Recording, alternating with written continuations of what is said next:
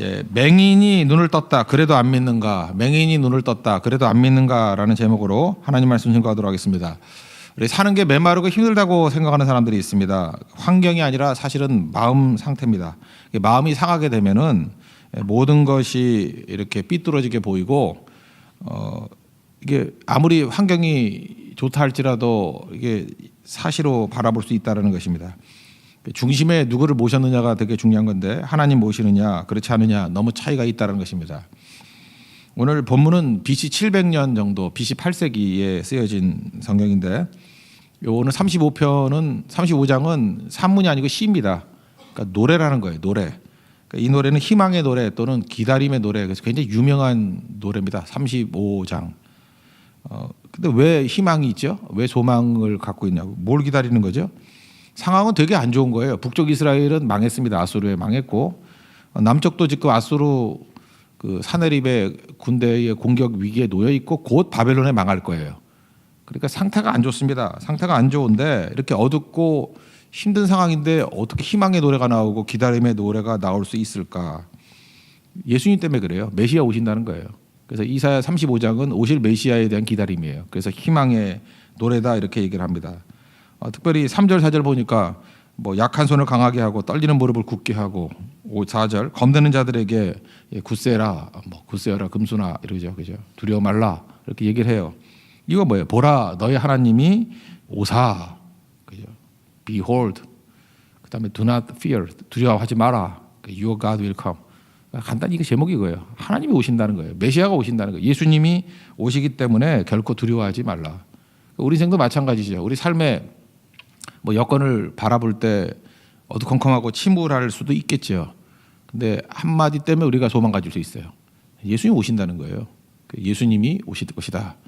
우리 인생도 마찬가지예요. 2018년도에 예수님이 오시면 희망 갖고 이게 다 변화가 된다는 것입니다.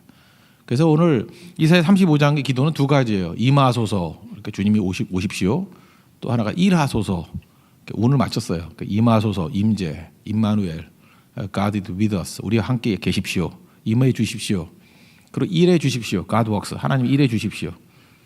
그래서 우리가 소망 갖는다는 거예요. 두 가지입니다. 임재와 또 하나는 하나님이 일하심. 임하소서, 일하소서. 첫 번째는 임재에 대한 소망이죠. 우리 하나님이 언제 임재하시죠? 예배죠. 예배. 또 기도할 때. 두세 사람이 내 이름으로 기도할 때 임재한다. 또 선교 현장에서 너희들이 복음 증거할 때 그 현장에 내가 함께 할 것이다 그랬잖아요.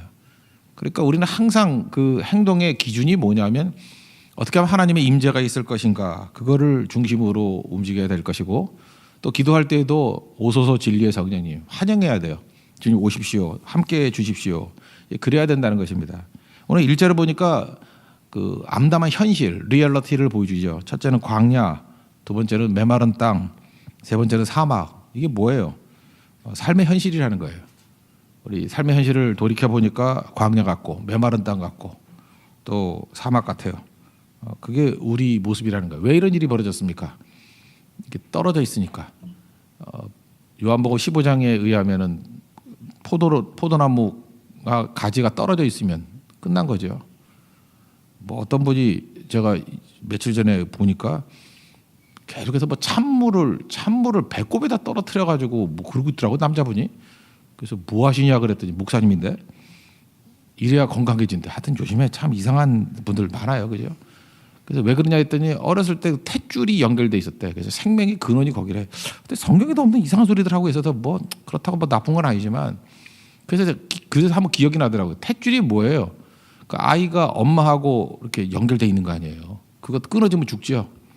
지금도 임신한 여자분들 계시는데 그 탯줄로 아이와 연결돼 있잖아요. 탯줄은 생명줄이죠. 그래서 제가 그거에는 은혜를 못 받았지만 탯줄이 생각나더라고. 하나님과 우리 사이 탯줄이 뭐예요? 기도죠. 예배죠. 그러니까 하나님과 연결돼 있으면 사는 거고 연결 끊어지는 사람들은 빨리 병원 가야 될 거 아니에요? 영혼의 병원 가가지고 빨리 연결시켜야죠. 하늘의 문을 열어주소서 하고 주님과 연결되는 것 그거 꼭 필요하다는 것입니다. 그러므로 아이가 아무리 환경이 나쁘다 할지라도 엄마의 탯줄과 연결돼 있으면 걔는 사는 거죠. 우리도 마찬가지예요. 환경이 문제가 아니잖아요. 아이가 위험하다는 게 뭐예요? 탯줄 끊어진 게 제일 위험한 거지. 뭐 양수 좀 부족하다 그러면 뭐 양수도 뭐 더 들릴 수 있는 거 아니에요, 그죠? 뭐 환경이 나쁘다 그러면 그거는 부차적인 거죠. 그러니까 근원적인 건 뭐예요? 하나님의 임재라고요. 주님과 연결되어 있느냐. 그보다 중요한 건 없어요. 주님과 연결되어 있으면은 소망이 있다는 것입니다. 25년 전에 나온 영화 있죠. 쉰들러 리스트라고. 그 전체가 다 흑백으로 되어 있습니다. 처음부터 마지막까지 흑백으로. 일부러 좀 이렇게 암울하게 보이는 거죠. 그때 딱 한 번 컬러가 나와요. 그래서 그게 눈에 확 띄죠. 그 가스실에 끌려 들어갈 때 그 빨간 외투 입은 여자아이. 그 한 장면만 딱 눈에 띄어요. 그래서 다 흑백인데 그 빨간 외투만 계속 둥둥 떠다니잖아요. 그래서 그건 잊힐 수가 없어요. 왜 그러냐면 그게 너무 인상적이기 때문에. 그게 뭘 얘기하는 거예요. 가스실에 간다 할지라도 그 하나님 의지하는 백성에게는 소망이 있다는 거죠. 여러분 인생에도 그 빨간 외투 입으라고요. 저는 그게 필요하다고 해요. 우리 인생이 칙칙하고 뭐 회색이고 그렇다 할지라도 거기에 소망이 있었잖아요. 다 망할 줄 알았는데 결국은 그들 죽였던 독일이 망해버렸고 이스라엘은 그 이후에 독립했어요. 그거 아세요? 인생 가운데 가장 암울하고 난 다음에 길이 열릴 때가 많아요. 2000년 동안 나라 잃다가 그 다음에 독립을 했다니까요. 그 학살 사건 이후에 그게 아마 도덕적인 힘이 되지 않았을까요? 그래서 독립을 했다니까요. 이스라엘이 우리하고 똑같죠. 48년도에 그죠? 독립을 했어요. 우리도 정부 수립이 48년 아닙니까? 거기도 48년이에요. 독립을 했다니까요. 그러니까 우리 인생도 마찬가지입니다. 하나님만 의지하는 것이 꼭 필요하다는 거예요. 이렇게 상황이 안 좋을 때 하나님의 임재가 있을 때 이제 변화되는 모습을 세 가지 또 이미지로 묘사하고 있는데 2절을 보니까 레바논이 나오고 레바논의 영광, 갈멜이 나오고 샤론이 나와요. 샤론의 아름다움, 갈멜의 아름다움. 이게 성경적인 지식을 알고 있는 사람들은 뭐 대충 느낌이 올 겁니다. 레바논 그러면 백향목 생각나죠. 성전 지을 때 지은 백향목. 그러니까 최고의 목재가 나오는 곳이 레바논이에요. 그래서 최고급 그러면 요즘에 뭐 이태리 대리석 그런 식이에요. 레바논 그러면 백향목 이거 예배하고 관계가 돼 있습니다. 레바논의 백향목 그러면 솔로몬의 성전 이미지가 있는 거예요. 그러니까 주님이 오시면은 예배 회복이 있다. 그 다음에 갈멜산 그러면 뭐 엘리야가 850대 1로 이겼던 산 갈멜산 그것도 맞지만 갈멜산에 나무가 되게 많아요. 오크트리 그래서 그 서양 애들이 무슨 이렇게 그 호텔 좀 만들어 놓고 좀 고급스러운 이미지 그러면 다 오크트리야. 미국 가봐요. 오크트리 그러면 좀 비싼데요. 우리 강남에도 괜히 흉내 내가지고 오크트리 뭐 이런 데 있던데 그죠? 이게 오크트리가 도토리거든요. 도토리 나무. 근데 이거 기억나죠? 이게 우리가 살고 있는 데예요. 아브라함이 제일 먼저 예배드릴 때가 어디예요? 모래, 상수리나무. 상수리나무가 제일 많은 데가 갈멜산이에요. 우리 상수에 살잖아요. 예, 그죠? 최초 예배드린데, 나 막 기겁을 했어요. 아브라함이 갈대우리에서 가나안에 와서 제일 먼저 예배드릴 때가 모래, 상수리나무, 상수에서 예배드렸다니까요. 상수. 이 뭐가 좀 이상하지 않아요, 그죠? 근데 그 상수리나무가 도토리나무예요. 우리는 묵해 먹고 있는데 여기는 그 밑에서 예배드린 거예요, 예배. 그래서 갈멜산 그러면 상수리나무고요. 상수리나무 그러면 아브라함이 생각나고 아브라함의 첫 번째 예배라고요. 예배하는 장소라고요. 그러니까 갈멜산 아시겠죠? 샤론의 꽃이라 그러는데 샤론은 뭐 한국식이라면 무궁화래요. 이게 무궁화. 샤론의 꽃, 무궁화. 예수님이죠. 찬송가 89장에 나오잖아요. 샤론의 꽃 예수.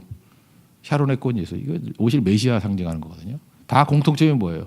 예수님 오시면 영광이 많아요. 레바논, 갈멜, 샤론. 예수님 오시면 다 변화가 된다라는 것입니다. 그래서 오셔서 4절을 보니까 갚아주실 것이며 그랬죠. 우리 잃어버렸던 모든 것 다 회복시켜 주신다는 거예요. 탯줄만 연결되어 있으면 채워주시는 은혜가 있다는 거예요. 그래서 주님의 임하소서 이게 중요한 거죠. 2017년하고 2018년 동안 2년에 걸쳐서 애가 태어났다 그러죠.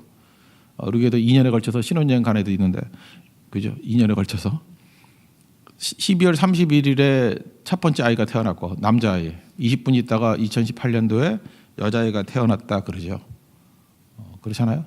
그래서 궁금해서 이게 내용 어떤 글 보니까 그러더라고요. 이 집이 그 오랫동안 아기가 안 생겼대요. 아기가 안 생겨가지고 뭐 아마 특세 갔는가 보죠. 그래서 기도해가지고 낳은애인데 둘 낳대요. 그 아버지가 그랬대요.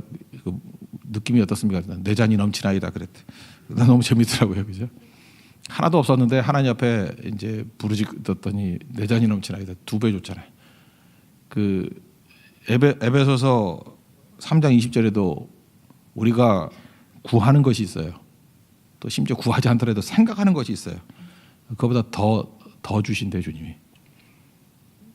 주님이 임하시면 이런 일이 벌어진다는 거예요. 구하는 것뿐만 아니라 심지어 생각하는 것보다 더 넘치도록 해 주신대요.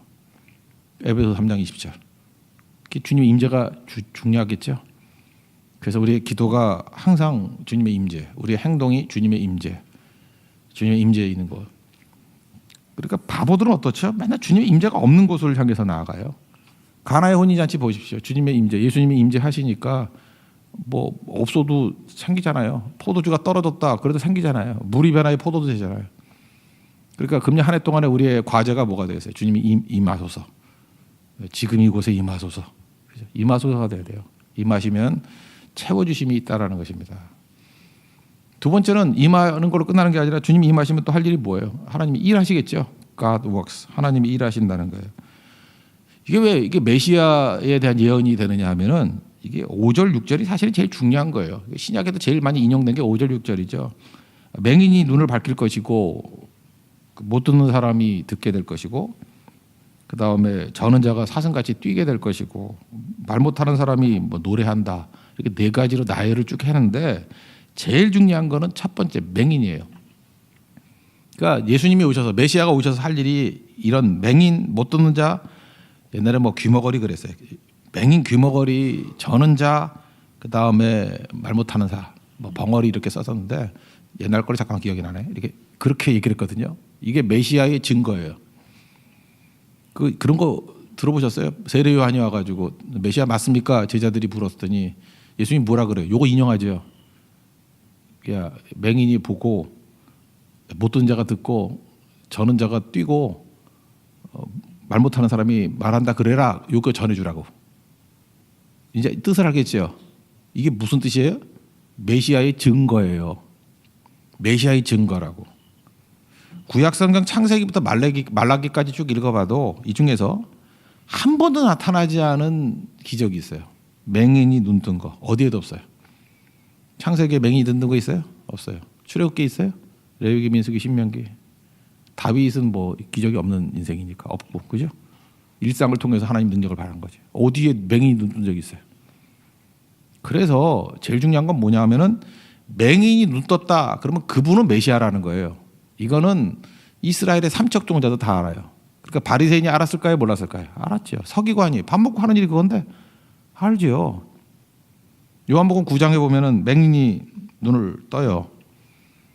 예수님이 맹인이 눈뜨게 하셨어요. 그래서 그게 중요한 거예요. 예수님이 가서 맹인을 눈뜨게 하셨다. 그건 뭐예요? 나 메시아다 그거라고요. 그럼 경배해야 될 거 아니에요. 그죠? 성경 모르는 사람이 아니라니까요. 메시아의 증거가 맹인이 눈 뜨는 거라니까요. 근데 그거 보고 믿기 싫으니까 저거 바알세부를 힘입어서 저렇게 했다라고 했다는 거예요. 그래서 예수님이 열팍 받은 거예요. 그죠? 그래서 성령 회방죄라는 거라고. 우리 가운데도 그래요. 이게 자기도 알아요. 이게 하나님이 일하시는 거. 이거 하나님의 종인 거 알아요. 이게 하나님이 역사하신 거 다 알아요. 근데 믿기 싫은 거야. 내 수가 틀리는 거야. 그래서 의도적으로 거절하는 거. 그게 성령 회방죄예요. 그건 사심이 없다 그러잖아요. 끝나는 거예요. 우리 인생 가운데도 마찬가지예요. 하나님께서 명백하게 보여주고 다 했잖아요. 이 기도가 이렇게 중요하고 하나님의 능력 가운데 사는 게 중요하고 성교가 중요하고 예배가 중요하고 뭐 얼마나 더 보여줘야 돼요? 얼마나 더. 이제 그 정도 됐으면 이제 나머지 인생은 충성하면서 사는 거에 인생을 바쳐야 될 건데 계속 뭘 또 보여달래. 표적을 보여달래. 그러니까 예수님이 열받으니까 뭐라 그래요? 아, 이놈들아 요나의 표적밖에 보여줄 게 없다. 뭘 또 보여주냐? 그 얘기죠. 아, 그 정도 봤으면 됐지 뭘 또 보여달래? 이제 충성해야지. 잠깐 보여달라 그러는 인생은 다 안 보여줘요. 이제 보여주긴 보여줘요. 쓴맛을 보여주죠. 예. 뭘 더 볼 게 있어요? 이제 계속 하면 되는 거지. 주님 의지해서. 그래서 하나님의 역사를 거부하는 것만큼 두려운 게 없어요. 교회를 대장하는 것만큼 두려운 게 없다라는 것입니다. 그러니까 우리는 봤죠. 맹인이 눈 뜬 것을 봤어요. 이제 뭐 더 무슨 증거가 필요해요. 충성하는 거죠. 주를 위해서 헌신하는 거. 환경이 아니라는 것입니다. 환경 다 이겨요. 우리는. 이기고 주님만 모시고 살면 왜 내가 일하는 게 아니라 주님이 일하시기 때문에. 메시아가 오셔서 하는 일이 뭐냐면 하나님이 일하시는 거예요. God works. 그게 메시아의 임재의 특징이라는 것입니다. 옛날에 치킨 스프 시리즈 썼던 분 있죠. 잭 캠필드라고 그 꿈을 도둑맞은 사람들에게라는 책이 또 있는데 그 책에 옛날에도 한번 제가 소개했던 것 같아요. 전 이 뭐 새해마다 이런 용기를 주는 글들을 읽을 때 힘을 얻더라고요. 그 캐나다 사람인데 밴쿠버에 있는 사람이 말콤이라고 약혼녀하고 그냥 시내에서나 놀지 왜 산속은 들어가? 브리티시 컬럼비아 주거든요. 거기 산속으로 올라갔대요. 뭐 그러니까 뭐 산 많으니까 꼭대기 북쪽 가면 곰이 나타났대요. 근데 잘못 들어간 거죠. 어미곰과 새끼곰 사이에 있었대요. 그러니까 어미곰이 새끼 건드린 줄 알고 그 여자한테 덤볐어요. 하여튼 여자는 가지 말라는데 가서 문제야, 그죠? 항상 예쁜 여자들이 문제야. 뭐 누구 보호해줄 자가 잠깐만 산속에 들어가가지고 남자가 생명 걸고 곰한테 덤빈 거예요. 여기 남자분들 잊지 마세요. 곰하고 덤비면 져요. 덤비면 안 돼. 덤볐는데 이 어미곰이 화가 난 거죠. 자기 새끼 건드린 줄 알고. 그래서 이렇게 발톱을 여기 턱에다 넣었는데 이걸 이렇게 긁어 올린 거예요. 그럼 뼈가 있어 걸릴 거다. 곰한테는 안 걸려요. 뼈를 가르고 그냥 여기 두개골까지 올라갔대요. 죽어야 되는데 안 죽었죠. 그래서 입술은 없어졌고 그 다음에 눈도 살덩이 다 없어져 버렸어. 8년 동안 재활 치료했어요. 두개골 다 깨지고. 산 게 기적이죠. 이렇게 생명을 구해줬으면 그 여자분이 어떻게 해야 될까요? 여자분 얘기가 없어요. 도망친 것 같아. 그래서 제가 이걸 읽으면서 순정은 필요 없다 이런 생각을 했고 그래도 하십시오. 예. 하여튼 여자들이 도망치는 것 같아. 이렇게 자기 생명을 걸고 도와줬는데 사랑 가고 상처만 남은 거예요. 8년 동안 이제 뭐 성형하고 뭐 이랬는데 안 되니까 그 10층 꼭대기 올라가서 이제 죽으려 그러는 거예요. 그때 아버지가 뭐 기도하다가 음성을 들었대. 네 아들 좀 찾아보라고. 그래서 아버지가 부르는 거예요. 아들아, 아들아. 그때 이게 그거예요. 사람마다 상처 없는 사람 없다고. 어떤 사람은 미소로, 어떤 사람은 화장으로, 어떤 사람은 옷차림으로 감추고 있을 뿐이라고. 너의 상처는 드러난 상처고 다른 사람의 상처는 이제 숨겨진 상처일 뿐이라고. 우리는 다 똑같이 상처 입은 인생이라고. 근데 이게 아버지 말이 먹혔는가 봐요. 그죠? 그래서 죽지 않고. 친구가 그 폴 제퍼스라고 그 42살에 청력을 잃었어요. 이게 못 듣던 사람 스토리를 담은 이게 강연 테이프를 줬는가 봐요. 그거 듣고 은혜를 받았어요. 그래 나도 다시 시작하면 되겠다. 그래서 밴쿠버에서 보험 세일즈를 시작했거든요. 근데 얼굴이 흉측하니까 뭐 다 도망치려고 그러잖아요. 그래서 명함부터 주는 거예요. 명함에 이렇게 써 있는 거예요. 도망가려고 그러면 딱 이거 한번 읽어보시라고. 저는 외모가 흉측합니다. 저에 대해서 한번 알아보고 싶은 마음 없으십니까? 내 마음속엔 예수님이 있고 진실이 있는데 나의 진실을 한번 믿어주면 안 되겠습니까? 그러니까 사람들이 그 얘기에 흔들리는 거예요. 그래서 그 스토리 듣고 얘기 들으면 보험 다 드는 거죠. 어떻게 보험을 안 들어요? 그래서 보험왕 됐대요. 밴쿠버의 보험왕 말콤. 저는 이 얘기를 들으면서 이런 생각을 해봤어요. 환경이 더 나아진 건 없잖아요. 그죠? 근데 그 중심에 진실이 있고 예수님이 있고 예수님 임하소서. 그리고 예수님이 그 안에서 기쁨 가운데 일하시니까 이것도 용기 아니에요? 여러분들 지금 머리 한 감고도 밖에 못 나오는 사람들인데 그 왜 그래? 그 위축이 돼 있기 때문에. 근데 이 정도로 상하고 깨진 외모를 가지고도 세상 앞에 나갈 수 있다라는 건 이거 하나님이 일하시는 거 아닙니까? 숨어 있지 마십시오. 우리가 일하는 게 아니에요. 하나님이 일하시는 거예요. 그냥 한 해 동안에도 우리 주님의 임재를 구하는 거예요. 그리고 우리가 일해봐야 뭘 하겠어요. 우리가 하나님이 일하시는 교회, 하나님이 일하시는 성도가 돼야 진짜 일을 하겠죠. 그래서 이사야 35장은 기다림의 노래이자 희망의 노래인 거예요. 왜? 우리가 일해서 뭐 나라 지키자 그랬으면 소망 없어요. 하나님이 일하신다는 거예요. 메시아가 오신다는 거예요. 그래서 채워주신다는 것입니다. 철저히 하나님 의지해서 하나님이 일하시는 것을 체험하는 우리 믿음의 신실한 종 되기를 바랍니다. 예, 자리에 세련하겠습니다. 지금 이곳에 임하소서.